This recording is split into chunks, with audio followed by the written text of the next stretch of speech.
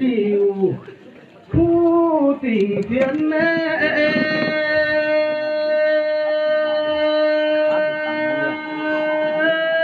tiêu kha phải bung lùa tháo rủi chiều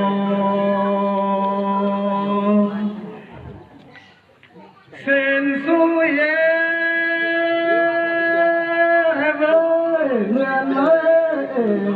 nhờn phạm tiếng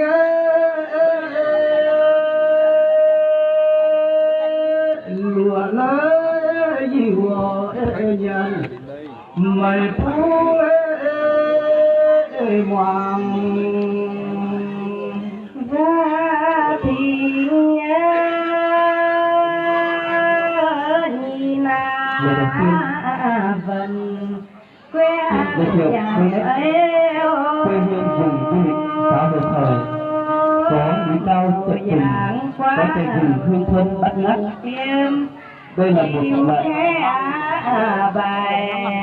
đặc biệt là loại thuốc gia truyền. Trong rừng núi cao có dòng nước chảy quay co chảy ngược lại như vòng xoáy.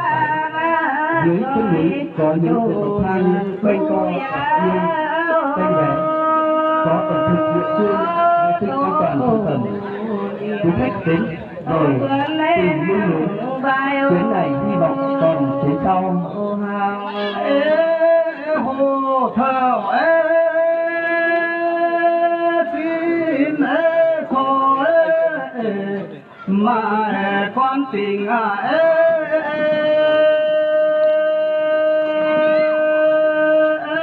tại thì cô nào sáng hóng xin mang thu cô nào vì nhận tôi dùng thời khám phiêu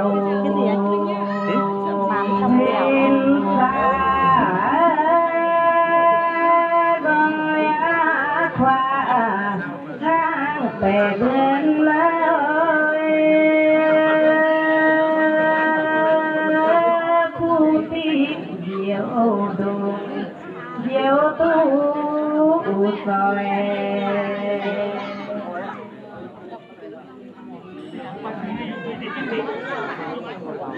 từng gia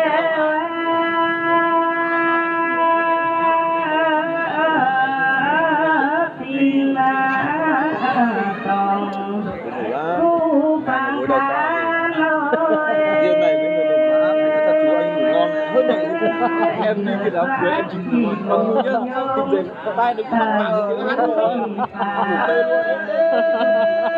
Đi thăm tới người đồng minh bắt đầu mình tự cây cột, sau lại thôi lấy váy người ta, đúng không? Ngủ đấy, ngủ đi không ngủ cả đêm.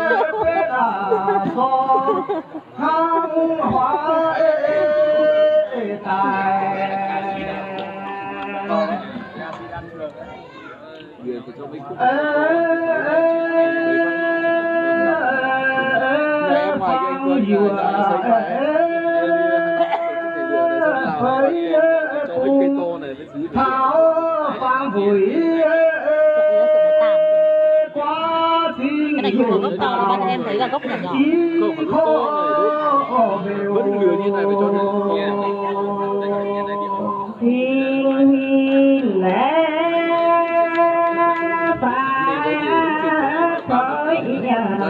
vàng dân tiền nhiều nhất là ban năm là có điều kiện năm đây thôi năm đó